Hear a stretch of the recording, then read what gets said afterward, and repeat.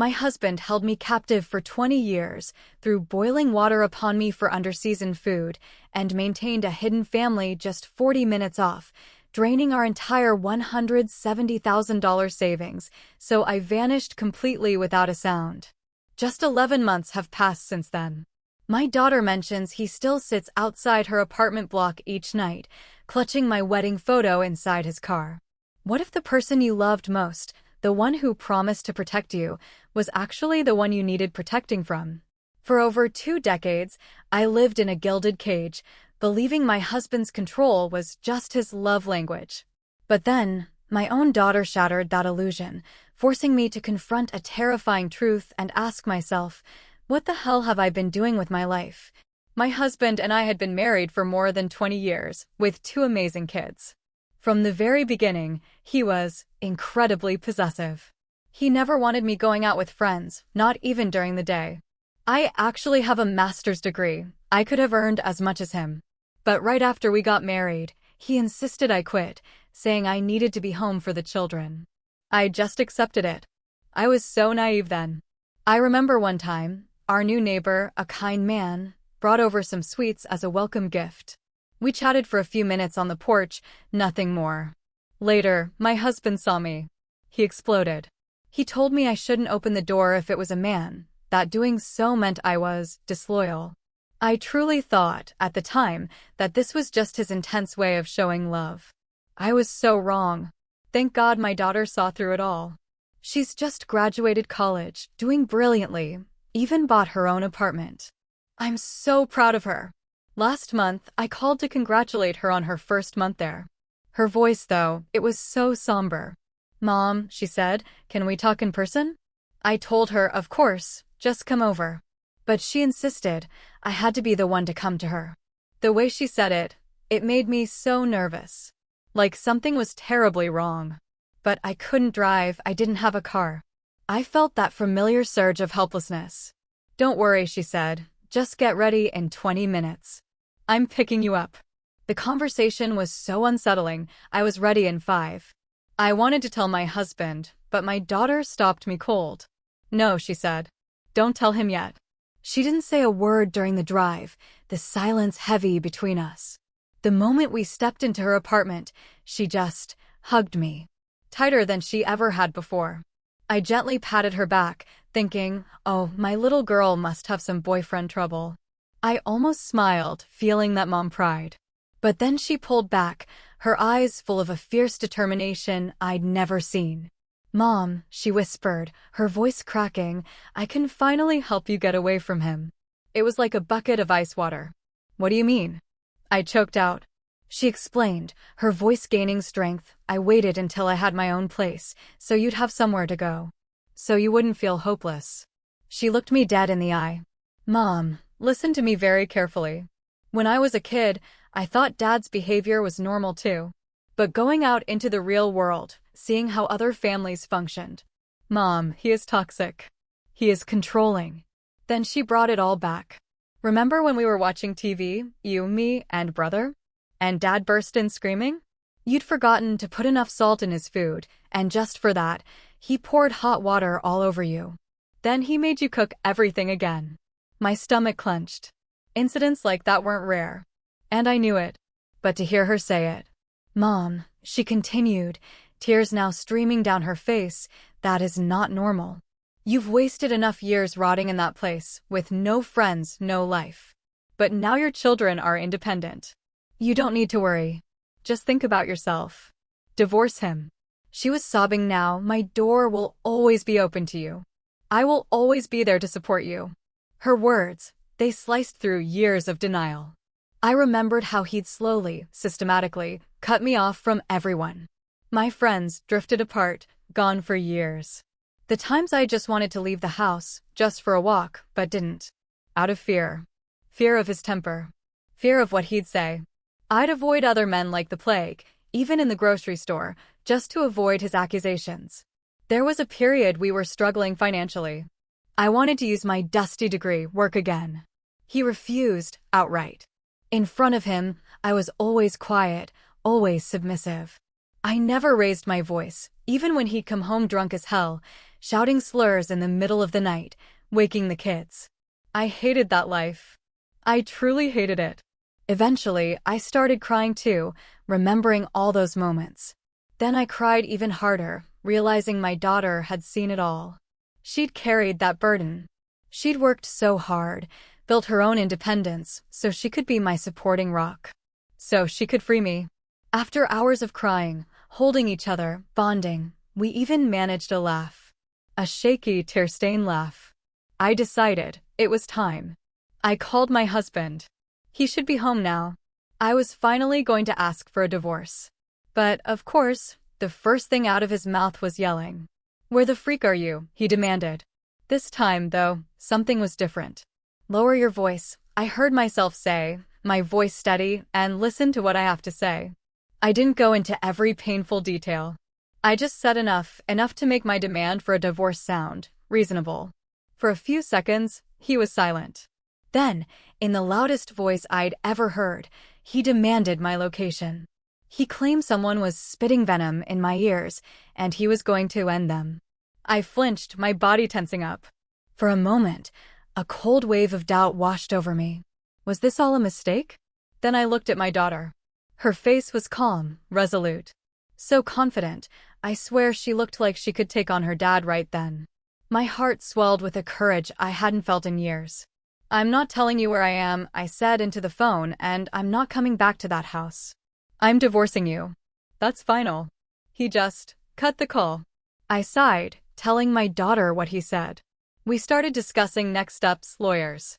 It was almost time for bed. But I'd forgotten the extent of his madness. And the fact that he knew her address. Minutes later, we heard a car pull up. Then, furious banging on the door. Louder, more aggressive. My daughter grabbed my arm, pulling me away. Her hands were steady, but I could see the tension in her jaw. She motioned for me to stay quiet, peeking through the blinds. "It's him," she whispered, confirming what we both already knew. The banging intensified, now accompanied by his voice. "Open this door. I know you're in there." My legs turned to jelly. 20 years of conditioning of fear took over. I found myself moving towards the door. But my daughter stepped in front of me, shaking her head firmly. Then she pulled out her phone. "What are you doing?" I whispered. "Calling the police," she said, already dialing. "No, wait." I reached for her phone, but she moved it away. "Mom, this is exactly what I'm talking about. He's here, threatening us. This isn't normal." The operator answered, and my daughter calmly explained the situation, while I stood there, frozen. He must have heard her. His yelling escalated. "You're calling the cops on me? On your own father? Open this door before I break it down." Something heavy slammed against the door. My daughter flinched, but she kept talking to the operator. I watched her, this young woman who used to hide behind my legs when she was scared, now standing between me and danger. The police arrived within 10 minutes, though it felt like an eternity. Through the window, we watched 2 officers approach my husband. He immediately switched personas, becoming the charming man I'd fallen for all those years ago. His hands gestured calmly as he spoke. One officer came to the door while the other stayed with him. My daughter opened it. "Ma'am, we received a call about a disturbance." My daughter explained everything, her voice steady, while I stood behind her, unable to form a single word. The officer took notes, then asked if we wanted to press charges for harassment. My daughter looked at me waiting. I don't know," I stammered. "We just want him to leave," my daughter said firmly. "My mother is staying here tonight, and we don't want him coming back." The officer nodded, returning to his partner. After more discussion, they escorted my husband to his car. He shot one last, burning look at the apartment before driving away. My daughter locked the door, put the chain on. Then she turned to me, and for the first time since the police arrived, I saw tears in her eyes. "I was so scared," she admitted. We hugged again. She made us tea, and I sat on her couch, trying to process it all. I'd never seen the police called on my husband before. Part of me felt guilty, like I'd betrayed him somehow. "Stop that," my daughter said, reading my face as she handed me the mug. "Stop feeling bad for protecting yourself." "How did you get so wise?" I asked, amazed. Therapy, she said simply. I started going in college when I realized our family wasn't normal. We talked until nearly midnight. She showed me articles about emotional abuse, controlling behavior, isolation tactics. Everything I read described my marriage perfectly. It was like reading my own diary, written by strangers. I need clothes, I realized suddenly. I can't go back there. We'll figure it out tomorrow, she said. You can borrow mine tonight. She set up the couch for me with fresh sheets and her softest blanket. As I lay there in the dark, my phone buzzed constantly with calls and texts from my husband. I finally turned it off. Sleep didn't come easily. Every car that passed made me tense up, wondering if it was him coming back. But eventually, exhaustion won. I woke to sunlight streaming through the windows and the smell of coffee. My daughter was already up, sitting at her small dining table with her laptop open. Morning, she said, sliding a mug toward me. I've been researching divorce lawyers. The word divorce still felt foreign in my mouth. But sitting there in her sunny apartment, wearing her borrowed pajamas, I felt something I hadn't experienced in years: hope. I found 3 that specialize in cases like yours, she continued. Good reviews, and one of them offers free consultations. I sat down across from her, wrapping my hands around the warm mug. I don't even know where to start. That's what the lawyer is for, she said. But first, we need to get you some essentials. She already had a list. Clothes, toiletries, important documents. The documents would be the hardest part. They were all at the house. We could go when he's at work, I suggested, immediately feeling anxious. We're not going alone, she said firmly. I'll ask Ben to come with us. Ben was her boyfriend, a sweet guy I'd met a few times when my husband wasn't around. The thought of having backup made me feel slightly better. My phone, when I finally turned it back on, had 43 missed calls and countless texts. I scrolled through them, watching the progression from anger to manipulation to fake apologies to threats and back to anger. Don't read those, my daughter said, but I couldn't help myself. One text stood out. I know where you are. This isn't over. My hands started shaking again. My daughter took the phone, read the message. Her face hardened. We're documenting everything, she said, taking screenshots. This is evidence. The lawyer my daughter found, Victoria Garcia, could see us that afternoon. Her office was small but professional. Victoria had kind eyes but a firm handshake. She listened to my story without judgment, occasionally asking clarifying questions. When I finished, she laid out my options clearly. The controlling behavior, the isolation, the threats, these are all forms of domestic abuse, she said. You have grounds for divorce and potentially a restraining order. The phrase domestic abuse hit me like cold water. I'd never thought of it that way. Abuse was physical, wasn't it? Black eyes and broken bones. Victoria seemed to read my thoughts. Emotional and psychological abuse are just as valid and damaging as physical abuse, often more so because the scars aren't visible. We discussed next steps. Filing for divorce, securing my important documents, separating finances. My head spun with all the information. I don't even have my own bank account, I admitted, feeling foolish.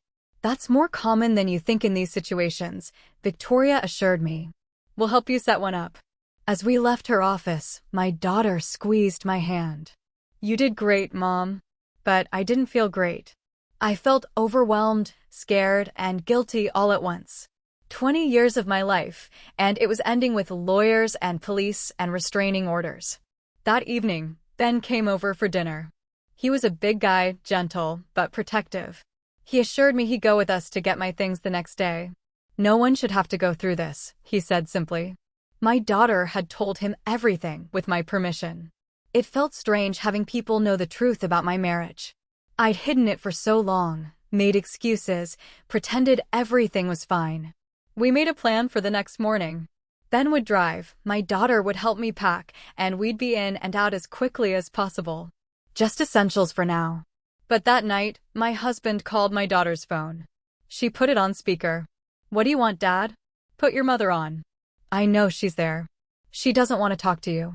This is between me and my wife. You have no right. She's getting a divorce, my daughter said firmly. Leave us alone. There was silence, then, "We'll see about that." He hung up.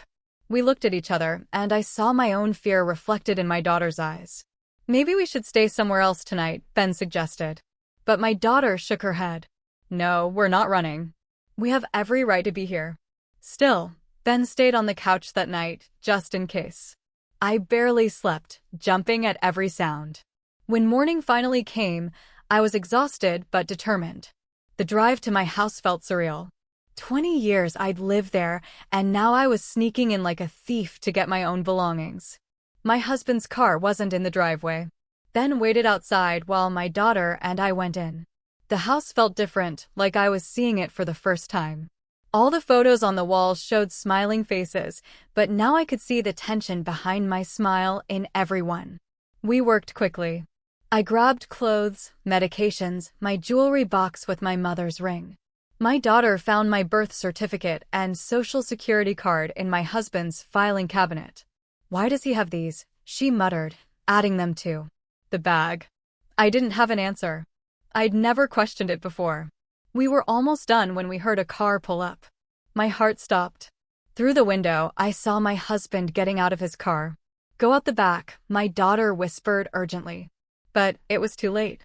He was already at the front door, key in hand. We heard it turn in the lock.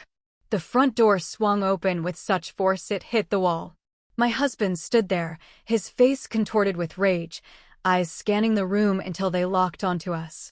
My daughter instinctively stepped in front of me, but I grabbed her arm, not wanting her to face his fury. "Get in the car," he commanded, pointing at me. "No. She's not going anywhere with you," my daughter said firmly. His attention snapped to her, and I saw something dangerous flash in his eyes. "This is your doing. You poisoned her mind against me." She opened her own eyes. My daughter shot back. "You did this to yourself." He took a step forward, and I felt my body react automatically, shrinking back. 20 years of conditioning doesn't disappear overnight. But then I heard Ben's voice from behind my husband. "Everything okay in here?" My husband whirled around. Ben filled the doorway, his presence calm but imposing. For a moment, nobody moved. "Who the hell are you?" my husband demanded. "A friend," Ben said simply. "The ladies were just leaving." "They're not going anywhere with my belongings," my husband said, noticing the bags we'd packed. "Those are Mom's things," my daughter said. "Her clothes, her documents. Everything in this house belongs to me," he said, his voice low and threatening. "Including her." Those words hit me like a physical blow. Including her. Like I was property, not a person. Something inside me shifted. "I'm not a possession," I said, my voice stronger than I expected. "I'm taking my things and leaving." He turned to me, and his expression changed. The rage melted into something softer, more manipulative. "Baby, we need to talk. These people are confusing you. Come on, let's go to the bedroom and discuss this privately." I knew this tactic. The gentle voice, the pet names, the suggestion of privacy where he could work on me without witnesses. How many times had I fallen for it? "No," I said. "We're done talking." His face hardened again. "You're making a mistake. You can't survive without me. You don't even have a job. How will you pay for anything? Where will you live?" "She'll figure it out," my daughter said. "We'll help her." "We." He laughed bitterly. "You think you can support your mother on your little salary? You think this boyfriend of yours will stick around when he has to deal with your family drama?" Ben stepped further into the room. "I think we should go." My husband moved to block the doorway. "Nobody leaves until I say so." The tension in the room was suffocating. I could see my daughter's hands trembling despite her brave face. This was exactly what I'd wanted to avoid, my children being caught in the middle of our problems. "Please," I said to my husband, "just let us go. We can talk about everything through lawyers." "Lawyers?" His voice rose. "You already got a lawyer? How did you pay for that?" "With my money."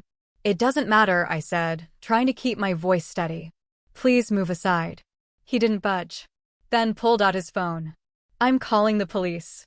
"Go ahead," my husband said. "Tell them you're trespassing in my house, stealing my property. Tell them your husband is holding you hostage," my daughter countered. The word hostage seemed to shock him. He stepped aside, but as we moved toward the door, he grabbed my arm. His grip was tight, fingers digging in. You walk out that door, you're dead to me, he hissed. You'll get nothing. No money, no house, nothing. I'll make sure you end up on the street. I looked at his hand on my arm, then up at his face. This man I'd spent 20 years with, who I thought loved me in his own way. Now I saw him clearly. Let go, I said quietly. He squeezed harder. You're nothing without me. You know that, right? Nobody else will want you. You're old. You have no skills, no friends. Where will you go? Ben stepped forward. Let her go now. My husband released me with a shove. I stumbled, and my daughter caught me. We hurried out the door, Ben staying between us and my husband until we reached the car. As Ben started driving away, I looked back at the house. My husband stood in the doorway, watching us leave. Even from a distance, I could feel his rage. You okay? My daughter asked, examining my arm. Red marks were already forming where he'd grabbed me. We need to document that, Ben said. Take pictures. I nodded numbly. Everything felt surreal. I'd actually left. After 20 years, I'd walked out. My phone started ringing immediately. My husband's name flashed on the screen. I declined the call. It rang again and again. Block him, my daughter suggested, but I couldn't. What if there was an emergency? What if he needed something? The thoughts were automatic, even though I knew they were irrational. The texts started coming, rapid fire. I made the mistake of reading them. You'll regret this. I know where you're staying. That apartment isn't as safe as you think. I have friends everywhere. You can't hide. Come home now and I'll forgive you. You're destroying our family. Our son will hate you for this. That last one made me gasp. Our son. I hadn't even thought about how to tell Matthew. He was away at college. Finals week. I couldn't disrupt his studies with this. We'll call him together later, my daughter said, reading my mind. He'll understand. But would he? Matthew had always been closer to his father. They watched sports together, went fishing. What if he took his father's side? Back at my daughter's apartment, Ben helped carry the bags inside before leaving, promising to check in later. My daughter made me tea while I sat on the couch, staring at my phone as the messages kept coming. You should really block him, she said gently. I know, but I didn't move to do it. She sat beside me. Mom, I need to tell you something. This is going to get worse before it gets better. He's not going to just let you go. I knew she was right. My husband didn't lose. In 20 years, I'd never seen him back down from anything. Maybe I should just go back, I said weakly. Try to work things out. Mom, no. She took my hands. Remember why we're doing this? Remember the hot water? Remember all the times you couldn't leave the house? Remember the fear? I did remember. But sitting here in her small apartment, the reality of what I'd done was sinking in. I had no money of my own, no job, no car, nowhere to live except my daughter's couch. I need to call the lawyer, I said, trying to focus on practical steps. Victoria answered on the second ring. I told her about the morning's events, about the threats, about him grabbing me. Did you take pictures of the marks? She asked. Yes. Good. Save all the text messages, too. We'll need them for the restraining order. Restraining order. The words sounded so final, so serious. What about money? I asked. He said I won't get anything. That's not how divorce works, Victoria assured me. After 20 years of marriage, you're entitled to alimony and half the marital assets. Did you get your documents? Yes. Good. Bring them to my office tomorrow. We'll start the paperwork. After I hung up, I felt slightly better. There was a plan, steps to follow. But the phone kept buzzing. Give me the phone, my daughter said firmly. I handed it over. She scrolled through the messages, her face growing darker with each one. Mom, these are getting scary. He's talking about knowing where you are, about watching the apartment. A chill ran down my spine. He wouldn't actually, would he? She interrupted my thought. Look what he did this morning. Look at your arm. I looked down at the bruises forming. She was right. I didn't know what he was capable of anymore. That afternoon, we went to the bank to open my own account. It felt strange, signing papers in just my name. The banker was kind, explaining everything patiently. When we left, I had my own debit card, my own account. It only had the $100 my daughter had given me to open it, but it was mine. First step toward independence, she said proudly. But as we walked to the car, I noticed a familiar vehicle in the parking lot, my husband's car.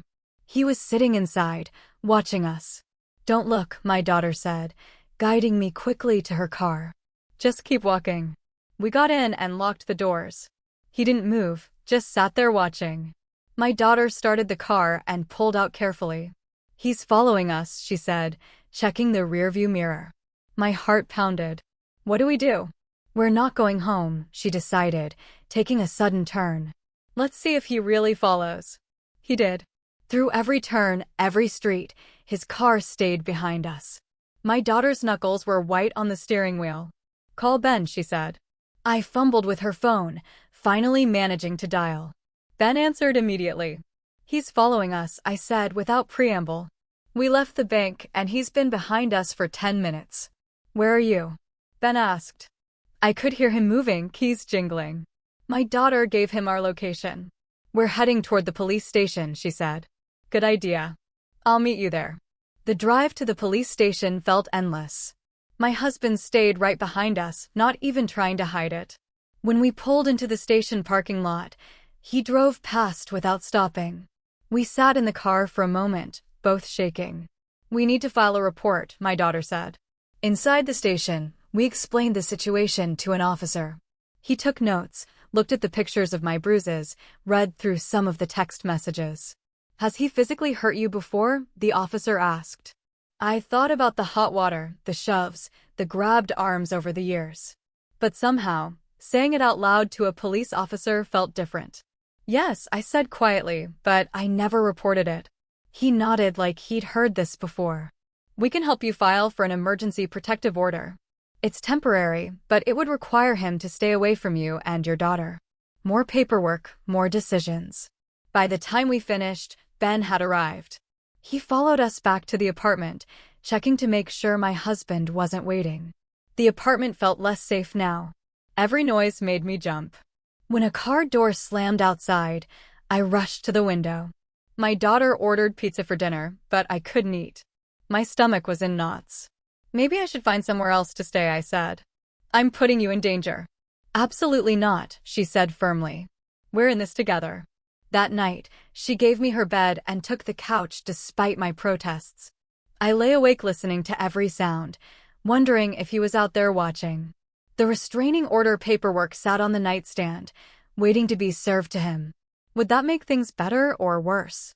My phone, which my daughter had finally convinced me to put on silent, lit up constantly with messages.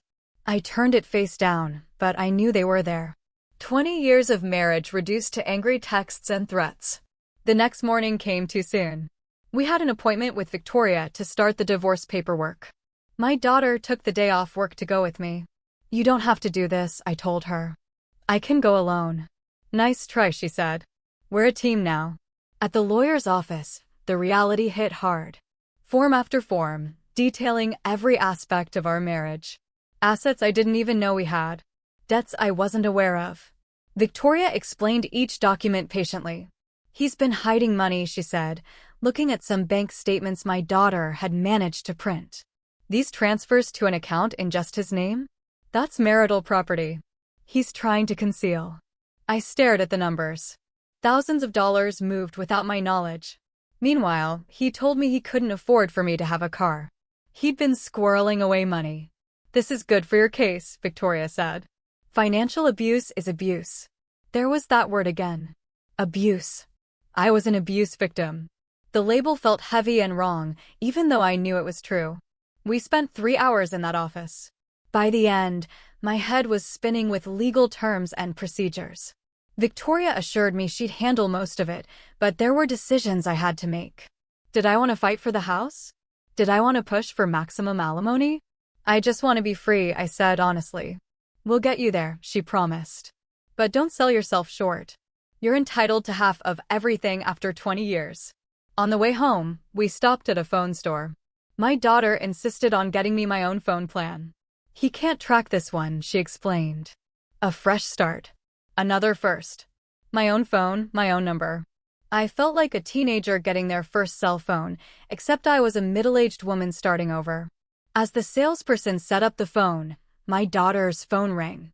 She looked at the screen and frowned. "It's Matthew," she said. "My son." My heart clenched. She answered, stepping away to talk. I watched her face, trying to read the conversation. Her expression grew serious, then sad. When she came back, she looked tired. "Dad called him," she said. "Told him his version of events." "What did he say?" I asked, dreading the answer. "He's confused, angry. He wants to talk to you." I took her phone with trembling hands. "Matthew, Mom. What's going on?" "Dad says you left him for no reason." His voice was accusatory, hurt. "Says Aaron brainwashed you." I closed my eyes, trying to find the right words. "It's complicated, honey. There are things you don't know." "Then tell me," he interrupted. "How could you just leave? How could you do this to our family?" Each word was a knife. My baby boy, the one I'd protected from the worst of his father's temper, now turned against me. "Matthew, I love you. This isn't about you." "I have to go," he said coldly. "I have a final tomorrow. Thanks for ruining my week." He hung up. I stood there holding the phone, tears streaming down my face. My daughter hugged me right there in the phone store. "He'll come around," she whispered. "Once he knows the truth." But would he?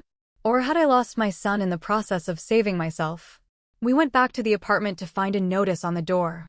My husband had been there, leaving a letter. My daughter grabbed it before I could, reading it first. "More threats," she said, crumpling it up. Nothing new. But I could see it had rattled her. Her safe space had been violated. He knew exactly where we were, and he wanted us to know it. Inside, we found Ben had installed a new deadbolt on the door. A note explained he'd be back later with a security camera for the hallway. The fact that we needed these precautions made everything feel more real, more dangerous. That evening, while my daughter cooked dinner, I sat with my new phone, staring at the blank contacts list. I had no one to call. No friends left after 20 years of isolation. No family besides my children. The weight of my loneliness hit me all at once. "Mom?" My daughter found me crying on the couch. "What's wrong?" "I have no one," I sobbed. "No friends, nothing." He was right. I am nothing without him. She knelt in front of me, taking my hands. "That's not true. You have me. You have Ben. You'll make new friends. You'll build a new life." "I'm 45 years old," I said. "Who starts over at 45? "Brave people," she said firmly. "Strong people. You." But I didn't feel brave or strong. I felt small and scared and alone. The apartment walls seemed to close in, and I suddenly couldn't breathe. "I need air," I gasped. We went for a walk around the block, my daughter holding my arm. The fresh air helped, but I kept looking over my shoulder, expecting to see him. "We can't live like this," I said, always afraid, always looking. "It's temporary," she assured me. "Once the divorce is final, once the restraining order is in place, it'll get better." But as we turned the corner back to her building, we saw him. My husband. Leaning against a car across the street, just watching. My daughter pulled out her phone immediately. "I'm calling the police," she said. He saw her with the phone and got in his car, driving away slowly. But the message was clear. He could find us anywhere. He was watching. The police came and took another report. The officer suggested we vary our routines. Maybe stay somewhere else for a few nights. But where could we go? My daughter had work. I had lawyer appointments. That night, neither of us slept well. Every car that passed, every footstep in the hallway, made us tense. At 3 a.m, my daughter came to check on me. "Can't sleep either?" I asked. She shook her head. "I keep thinking I hear things." We made tea and sat together in the living room, all the lights on, like children afraid of the dark. "I'm so sorry," I said. "I've ruined your life, too." "Stop that," she said firmly. "You haven't ruined anything." "He has. This is his fault, not yours. But if I just stayed, you'd still be miserable, Mom," she interrupted. "And eventually it would have gotten worse. It always does." She was right. Deep down, I knew she was right. But knowledge didn't make the fear go away. As dawn broke, we were still on the couch, having dozed fitfully. My new phone buzzed with a text from an unknown number. "You can't hide forever." My blood ran cold. He'd found my new number already. How? My daughter took the phone, screenshotting the message before blocking the number. We'll add this to the evidence file. Evidence file. My life reduced to a folder of threats and harassment. But within minutes, another text from a different number. I'm watching you. Then another. Come home where you belong. He must have gotten multiple phones or was using apps to generate numbers. My daughter turned my phone off completely. We'll get you another new number, she said wearily. But we both knew it was temporary. He'd find that one too. This was our life now. Running, hiding, always looking over our shoulders. That morning, the restraining order was ready to be served. The process server would deliver it to him at work, the officer explained. After that, any contact would be a violation. But he has to be served first, the officer warned. Until then, keep documenting everything. We went to Victoria's office to continue the divorce proceedings. She discovered more hidden assets, more financial manipulation. The picture she painted of our finances was shocking. He's been planning this for years, she said. Moving money, hiding investments. He never intended for you to have access to anything. I thought about all the times he told me we couldn't afford things. No car for me, no vacations, no dinners out with the non-existent friends. Meanwhile, he'd been building a secret nest egg. This changes things, Victoria said. This level of deception, the judge won't look kindly on it. Good. For the first time, I felt a spark of anger instead of just fear. He'd stolen 20 years of my life, and apparently my financial security, too. We were leaving the lawyer's office when my daughter's phone rang. The process server. He wasn't at work, the man explained. His office said he took a sudden leave of absence. Do you have a home address? My daughter gave it to him, but we both knew what this meant. He was hiding, making it harder to serve him. Playing games. What now? I asked Victoria. We keep trying, she said. And we document that he's evading service. It won't help his case. But it meant more days of limbo, more days of looking over our shoulders, of jumping at shadows. That afternoon, we tried to establish some normalcy. My daughter went to the grocery store while I stayed in the apartment. She'd been gone 10 minutes when the doorbell rang. I froze. Through the peephole, I saw a delivery man with flowers. But I hadn't ordered flowers. Delivery for apartment 3B, he called out. I didn't answer. Something felt wrong. After a few minutes, he left, leaving the flowers outside the door. I waited until I was sure he was gone before opening the door a crack. The card on the flowers had just 2 words, "Come home." I grabbed the flowers and threw them in the trash, my hands shaking. He was escalating, finding new ways to reach me. When my daughter returned, I told her about the flowers. Her face went pale. He's using delivery services now, she said. We need to be more careful. But how much more careful could we be? We were already living like fugitives. That evening, Ben came over with the security camera he'd promised. As he installed it, we told him about the latest developments. Maybe you should consider a women's shelter, he suggested gently. Just temporarily. The words hit me hard. A shelter? Like a real abuse victim, which I was, I reminded myself. I'll think about it, I said, though the thought terrified me. My daughter's phone rang. Matthew again. She handed it to me reluctantly. Mom. His voice was different this time, smaller. I talked to Erin. She told me some things about Dad. Things I didn't know. Oh, honey, I said, tears already starting. Is it true about the hot water? About him not letting you leave the house? Yes, I whispered. Silence then. I'm sorry. I'm so sorry I yelled at you. It's okay, I said, though my heart was breaking. You didn't know. I should have, he said. I live there, too. I thought it was normal. Like we all had.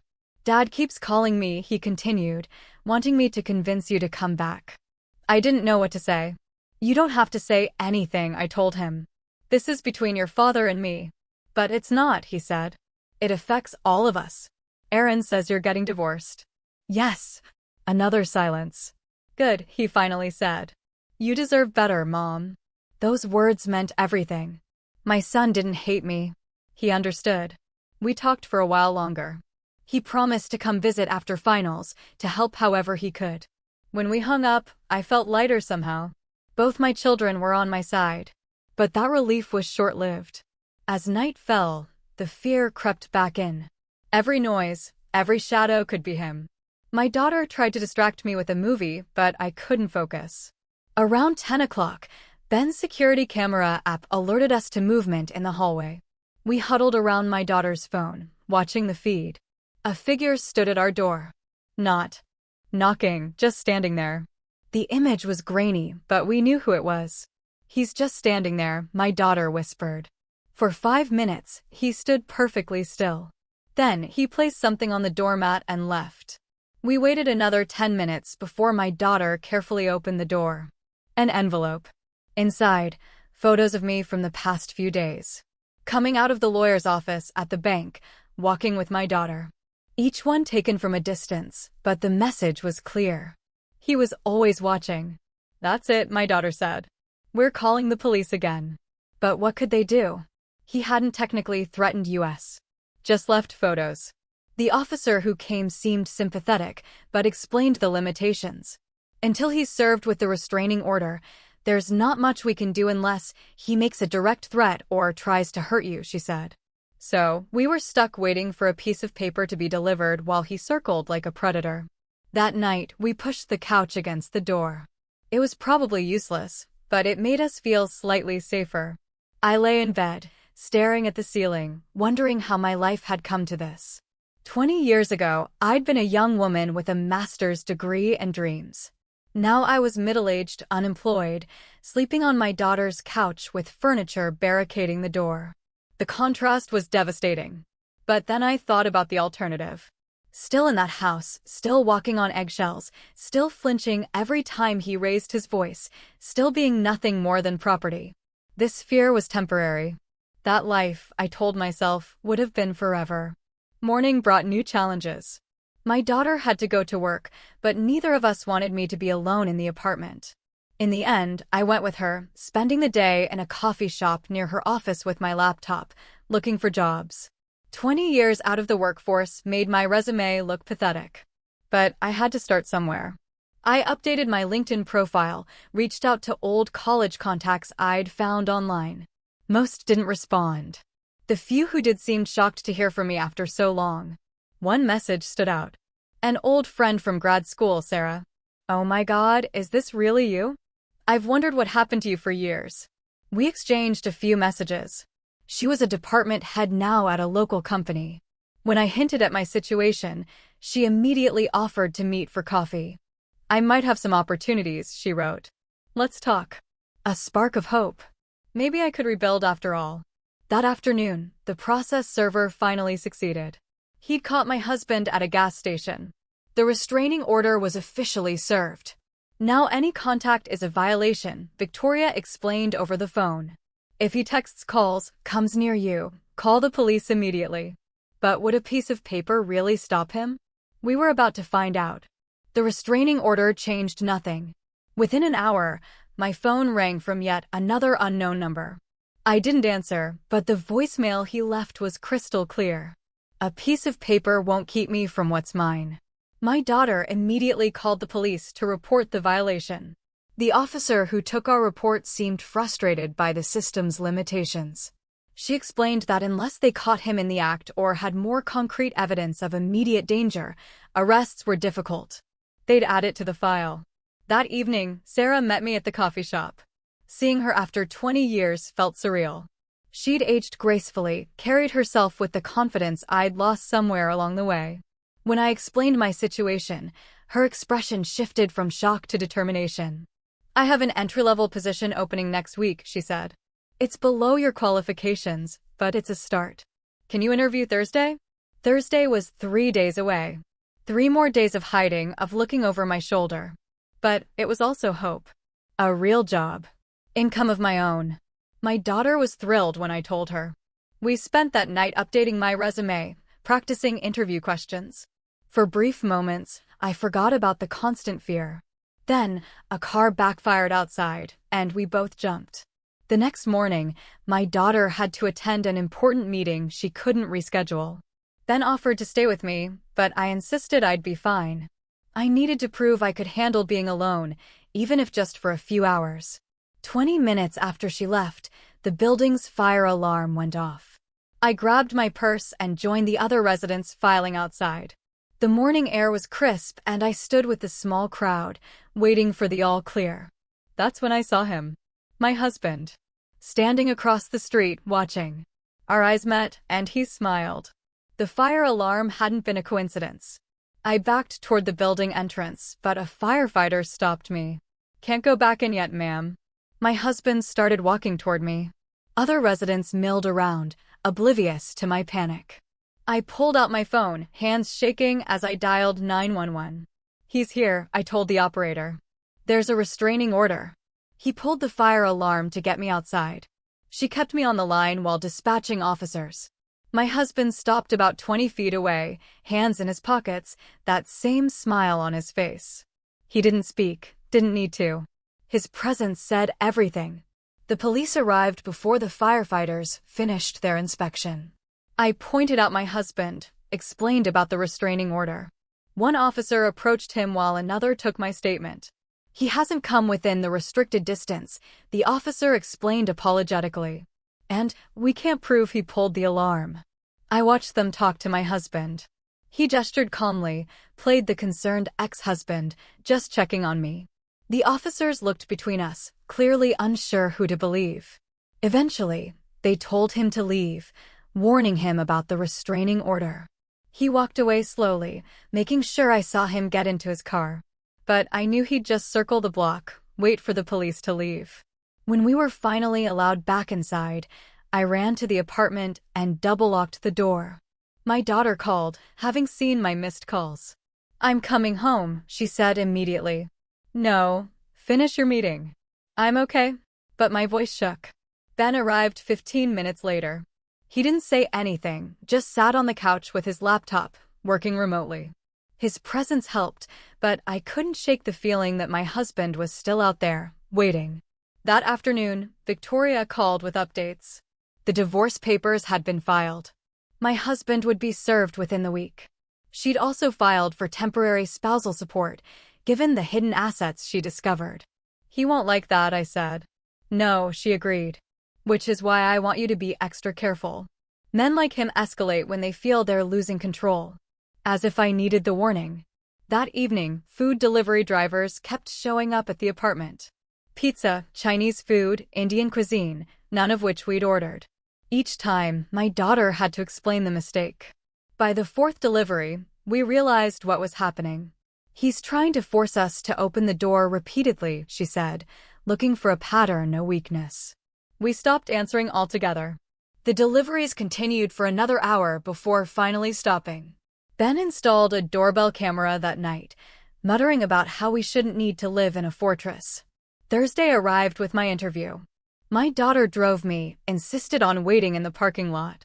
The building felt strange, a professional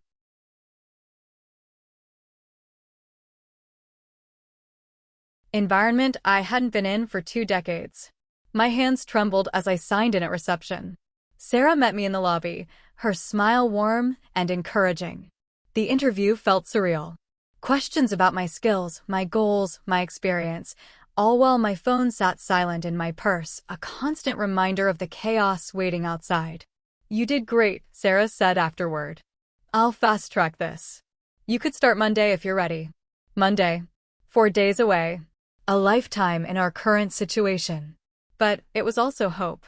A real job, income of my own. My daughter was thrilled when I told her. We spent that night updating my resume, practicing interview questions. For brief moments, I forgot about the constant fear. Then, a car backfired outside, and we both jumped. As we left the building, my daughter jumped out of her car. Her face was pale, phone in hand. "Dad's been to my work," she said. "Security had to escort him out. He told everyone I kidnapped you, that I'm holding you against your will." The humiliation on her face broke my heart. Her professional reputation, tainted by his lies. This was what I'd feared. My problems destroying her life. "I'm so sorry," I started, but she cut me off. "Don't. This isn't your fault, but we need to do something more drastic."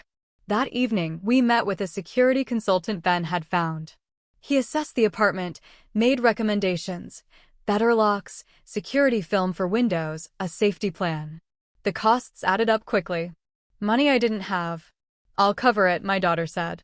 "No, you've done enough." "Mom, stop. Your safety is worth more than money." The next morning, installers arrived to implement the security measures. While they worked, my phone rang. Matthew. "Mom," his voice was tight. "Dad's here. At my dorm. He wants me to convince you to come home." My blood ran cold. He'd driven 3 hours to our son's college. "Don't let him in," I said. "I didn't, but Mom, he looks bad, like he hasn't slept. He's scaring me." The image of my husband, disheveled and desperate at our son's door, sent conflicting emotions through me.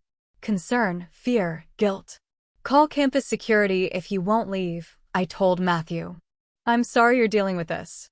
"It's not your fault," he said, echoing his sister. I never knew he was like this. None of us had. Not really. Or maybe we'd known, but refused to see it. An hour later, Matthew called back.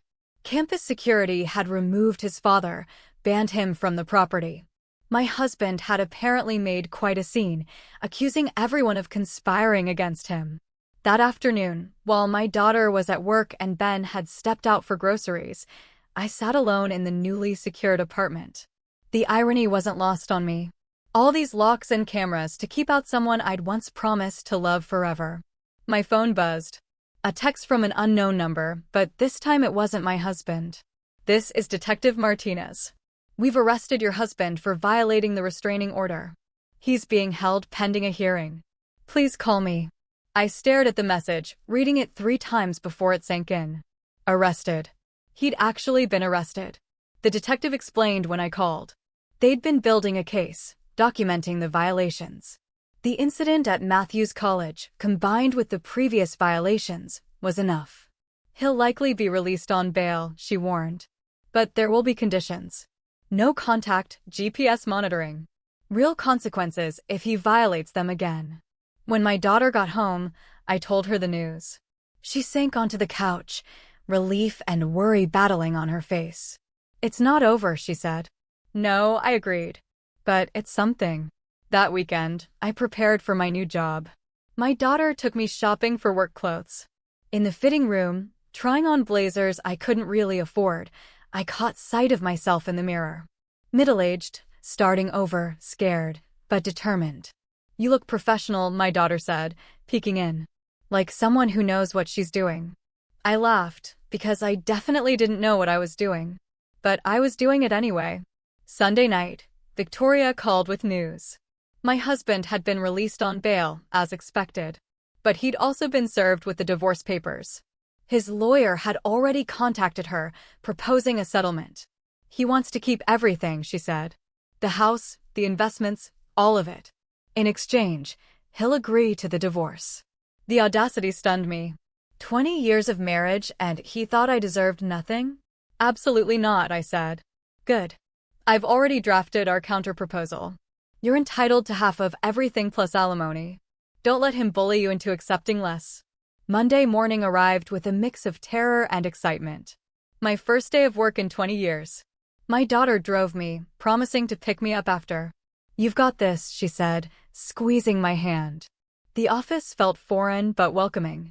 Sarah introduced me around, showed me to a small cubicle that felt like a palace. My own space, my own computer, my own nameplate. The work itself was simple. Data entry, filing, basic administrative tasks.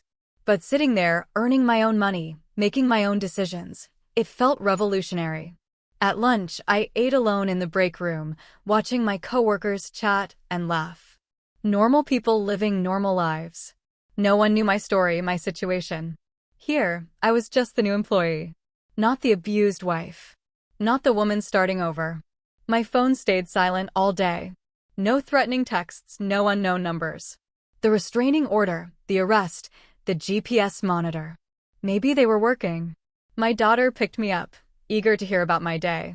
As I told her about the mundane details, the coffee machine, the filing system, my tiny cubicle, I realized I was smiling.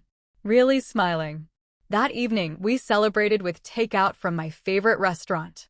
Ben joined us, bringing a cake that said, New beginnings in messy frosting. I decorated it myself, he said proudly. We laughed at the lopsided letters, the smeared flowers. It was perfect in its imperfection, like everything in my new life. Tuesday through Thursday passed in a blur of learning new systems, remembering old skills, building routine. Each day got easier. My coworkers were kind, patient with my questions.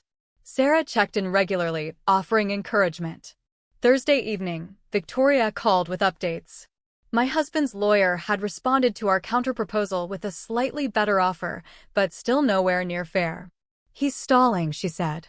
Hoping you'll get desperate. Give in. Don't worry, I said. We have time and the law is on your side. Time? Something I'd thought I'd run out of at 45. But here I was, building something new. Friday afternoon, as I organized files and answered phones, I felt something I hadn't experienced in years: confidence. I was good at this. Rusty, sure, but capable. My coworker Jamie stopped by my cubicle. Hey, a bunch of us grab drinks on Fridays. Want to join? The invitation caught me off guard. Social interaction. Friendship. A normal life. I'd like that, I said. My daughter was thrilled when I called to say I'd be late. Mom, that's amazing. Making friends. The bar was loud, crowded with the after-work crowd. My coworkers welcomed me into their group, bought me a drink, included me in their conversations. For an hour, I forgot about restraining orders and divorce lawyers. Then I saw him. Not my husband. That would have been almost easier. Instead, it was one of his friends, Kevin. Sitting across the bar, watching me. My blood chilled. I excused myself, heading for the bathroom while texting my daughter. She responded immediately, saying she was on her way. When I returned to the table, Kevin had moved closer, just a few seats away. Not approaching, not violating any order, just watching. Making sure I knew I was being watched. I tried to focus on my coworker's conversation, but my hand shook. Jamie noticed. You okay? She asked quietly. I need to go, I said. I'm sorry. Family emergency. I gathered my things, headed for the door. Kevin followed. Not closely, but obviously. On the street, I walked quickly toward the main road where there'd be more people, more witnesses. My daughter's car screeched up to the curb. I jumped in and she drove off immediately. Was it Dad? She asked. Kevin, I said. His friend. She swore, something she rarely did. He's using proxies now. We drove to the police station, filed another report. The officer seemed sympathetic, but explained the limitations. Kevin hadn't approached me, hadn't said anything. Following someone in public wasn't illegal. But it's obviously intimidation, my daughter argued. I know, the officer said. But proving intent is difficult. Document everything. If it escalates, we can revisit. That weekend, we stayed in the apartment. The walls felt smaller, the security measures less reassuring. My husband had found a loophole, a way to maintain presence without violating the order. Monday came with new anxiety. Would Kevin show up at my work? Follow me at lunch? The not knowing was almost worse than actual confrontation. But the week passed without incident. I threw myself into work, grateful for the distraction. My skills improved daily. Sarah mentioned the possibility of advancement. Additional training. Wednesday evening, Matthew called. He was coming home for a weekend visit. Wanted to see me. The thought of my son visiting this fortress apartment, seeing how he lived, hurt. But I missed him desperately. Of course, I said. We'll make up the couch. Actually, he said hesitantly, I was thinking maybe we could get a hotel room. All of us. Neutral ground. He didn't say it, but I understood. He wanted to see me without the constant reminder of the situation. I agreed, though the expense worried me. I'll cover it, he said quickly. I've been working extra shifts. My children taking care of me. The role reversal stung, but their support meant everything. Friday afternoon, Victoria called with significant news. The judge had reviewed the financial documents and was not pleased with my husband's attempts to hide assets. He's ordered a full forensic accounting, she said. Your husband will have to disclose everything. No more hiding. It was a victory, but I knew it would enrage him. Sure enough, within hours, the harassment escalated. Not from him directly. The GPS monitor prevented that. But suddenly, I was getting calls from creditors about accounts I didn't open. Magazine subscriptions arrived at the apartment. Our internet service was mysteriously canceled. "He's trying to make your life hell," Ben said after spending an hour on the phone fixing the internet situation. "It's working," I admitted. But I didn't give up. Each problem I solved, each harassment I documented. I was building a paper trail miles long, evidence of his campaign against me. Saturday arrived with Matthew's visit. Seeing him at the hotel lobby, I nearly cried. He looked older, more serious. The past months had aged us all. We spent the day talking, really talking. He asked questions about the marriage, about things he'd witnessed growing up. I answered honestly, watching his face process the truth of his childhood. "I'm sorry," he said finally, "for not seeing it, for taking his side initially." "You have nothing to apologize for," I said firmly. "Children shouldn't have to analyze their parents' marriage." Aaron joined us for dinner. Watching my two children together, supporting each other and me, it filled me with pride. Despite everything, I'd raised good humans. That night, in the hotel room, I slept better than I had in weeks. The neutral space, the anonymity, the distance from the apartment, it all helped. For a few hours, I felt almost normal. Sunday brought reality back. As we checked out, the desk clerk handed me an envelope. "This was left for you," she said. Inside, photos of us from the previous day, at dinner, in the lobby, walking outside. No message needed. He was still watching, restraining order or not. Matthew's face went dark when I showed him. "This has to stop," he said. "But how?" "The police added it to the file, but without direct contact or explicit threats. Their hands were tied. The system that was supposed to protect me had so many gaps." Monday at work, I found myself checking windows, scanning faces. The paranoia was exhausting, but I refused to quit. This job was my lifeline, my independence. Tuesday afternoon, Sarah called me into her office. My heart sank, certain she was going to fire me. The drama of my life had to be affecting the workplace. Instead, she offered me a promotion. "You're doing excellent work," she said. "There's a full-time position opening in accounting. It requires some training, but I think you'd be perfect." I stared at her, speechless. A real position, benefits, a salary that would let me support myself. "Yes," I said, voice thick with emotion. "Yes, absolutely." That evening, I shared the news with Aaron and Ben. We celebrated quietly, mindful that good news seemed to trigger escalation. Sure enough, Wednesday brought new challenges. My husband's lawyer filed a motion claiming I was hiding assets, that my new job was proof I'd been capable of working all along. The irony of him accusing me of hiding anything was not lost on Victoria. "It's a delay tactic," she explained. "He's throwing everything at the wall. Don't worry, the judge will see through it." But each delay meant more months of this limbo. More time for him to find new ways to torment me. Thursday, I started my accounting training. The instructor, a patient woman named Linda, walked me through software I'd once known but had long forgotten. My brain, dormant for so long, struggled, but persevered. "You're picking this up quickly," Linda said. "Most people take weeks to get this far." The praise felt foreign, but wonderful. I was capable. I was learning. I was surviving.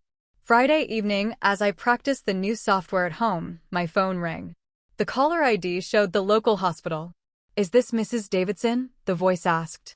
"Your husband has been in an accident. He's asking for you." My blood froze. An accident?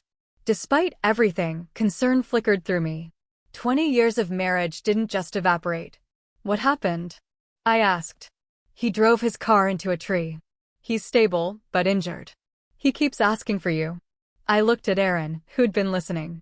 She shook her head firmly. "I'm sorry," I told the nurse. "There's a restraining order. I can't come." "Oh," she said, sounding surprised. "I'll make a note of that." After hanging up, I sat in shock. Had he done it on purpose? Was this another manipulation? Victoria called within minutes. The hospital contacted me too. "Don't go. This could be a violation of the order on your part." "But what if he's really hurt?" "That's not your responsibility anymore," she said gently. "He has family. Let them handle it." But the guilt gnawed at me. What kind of person doesn't visit their injured spouse? Then I remembered the kind of person who's been terrorized, stalked, and threatened. The kind who's protecting herself. Updates trickled in through Victoria. He'd been drinking. The crash was intentional, witnesses said.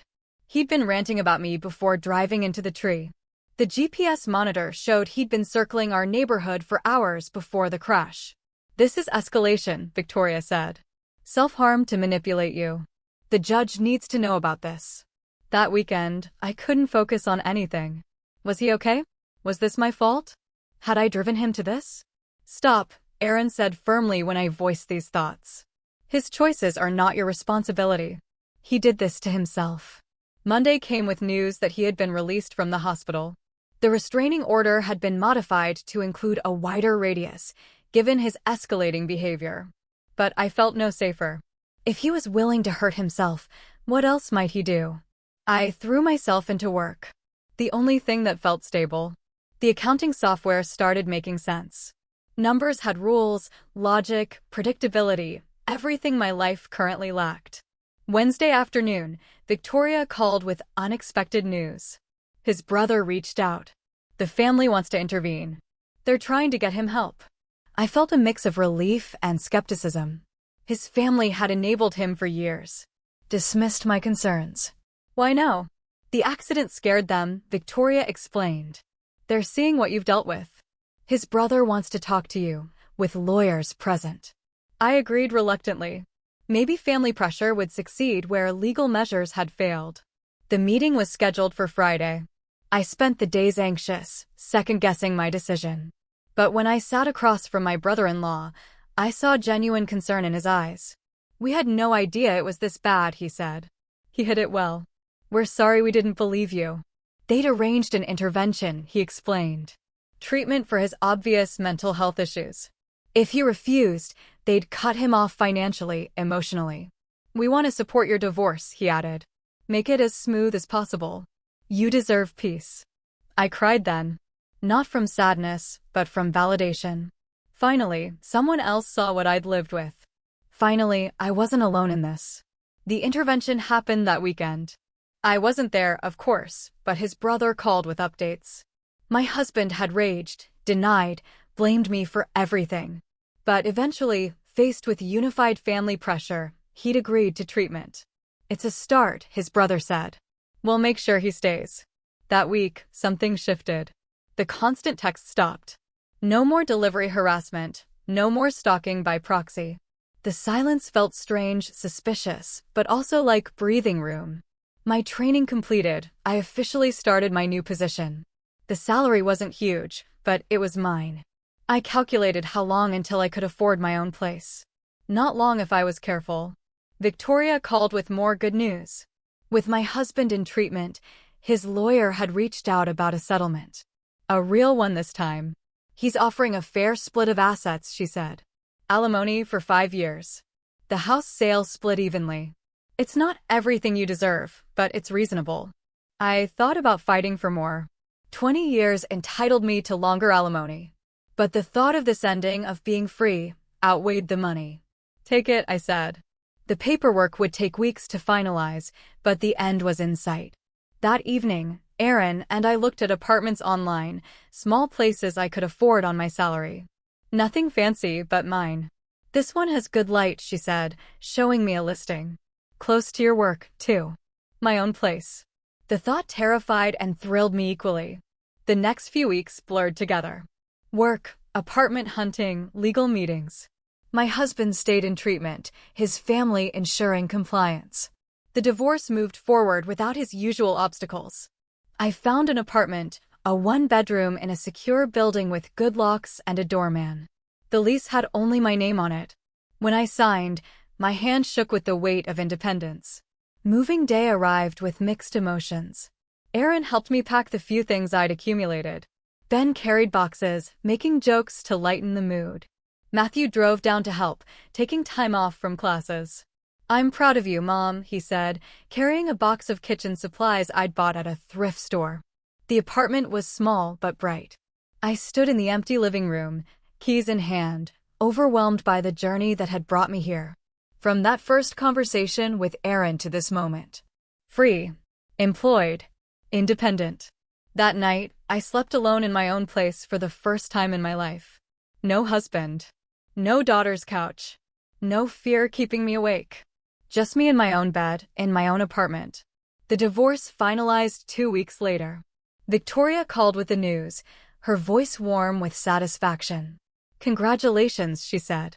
"You're officially divorced." I sat at my desk at work, phone pressed to my ear, trying to process the words. Divorced. Free.